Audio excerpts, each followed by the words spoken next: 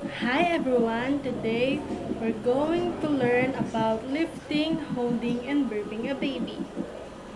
So first, before we start, let's use first alcohol to disinfect our hand before holding our babies.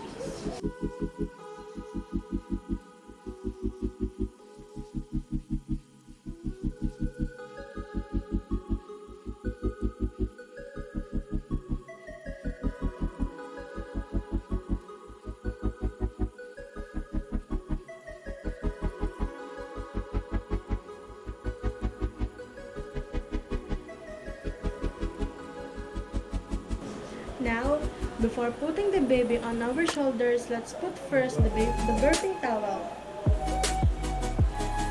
Now we're going to carry our baby.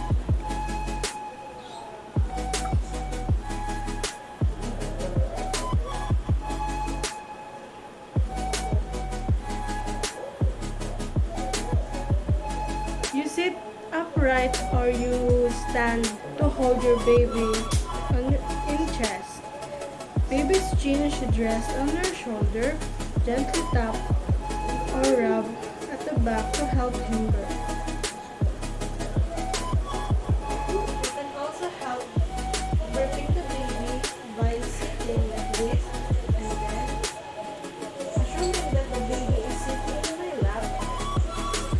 Support the baby's chest and head with one hand by grabbing your baby's chin in the